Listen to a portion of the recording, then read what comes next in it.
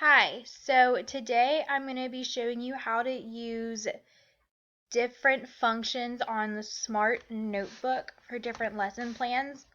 Today I'm going to be using one that I found on the Smart Exchange, and it's about money for 3rd or 2nd grade. So first we're going to look at how to create and manipulate text and images in the Smart Notebook. It's really simple. So first of all, what you want to do is look at what you want to manipulate. So I'm going to use this quarter picture or this dime. But on a lot of ones that you find from the Smart Exchange that different people made, a lot of them are already going to be locked in place like this one. So as you can see, there's a little padlock in the upper right hand corner of the image. So if you want to, and that doesn't let you do anything to the picture. So if you want to do something, you're going to have to unlock it. And so all you need to do is tap that and just hit unlock. And that will then allow you to move the image. You can expand it and make it bigger. You can remove it or anything like that. And the same thing works for text. If it's locked, you simply unlock it, and then that will allow you to change it or add whatever you want to it fairly easily. And you can also, by going over to the right hand side and clicking on the button with the A, that'll then allow you to change the color of the text, size, font, really everything that you would need to do. So, and after you finish doing whatever you'd like to it, you can then lock it again by just hitting that button again and scrolling down to where it says lock. And all you hit is lock in place. Very easy to do. So next I'm going to show you how to add your own text. And there's some pretty cool ways to do that. One of the ways is, what I think is really cool, is you can write your text first. So if I wanted to write here, I wanted the title to say money fun instead of just money. So I could just easily write out F-U-N.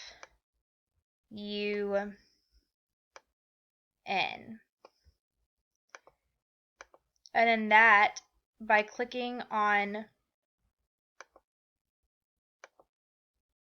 this, you can, up the upper right hand corner, you can say to recognize F-U and then to recognize the N.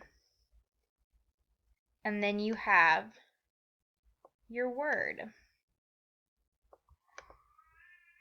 Very simple. And then once if you just click on that again, then you can do the same things before that I showed you with the money. You can change it to the same font if you want, or do whatever. And then if you wanted to keep it, you would just lock it in place. Just like that. So that is very, very simple and easy to understand. So another really cool thing about Smart Notebook is that you have options to save pages into a gallery, and then you can use those pages for later. So for example, I'm going to scroll down, and I want to save this page because I think the idea that they made for this lesson is really cool. Balloons to reveal it. So all you need to do is whatever page you would like to use for later, and go into the gallery tab. And here you can see that it has my content and all this other stuff in it. And so I have already saved this particular page. But let's say if I wanted to save another one as well. So I want to save this slide.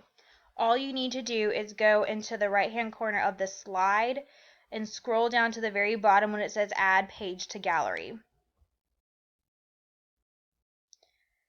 Sorry, my computer is a little slow.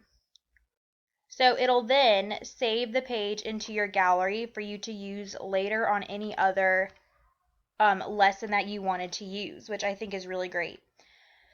A really important thing to do, though, is to make sure that your gallery is backed up, because a lot of schools will reset computers over the summer and you will lose your content if it is not backed up on something else.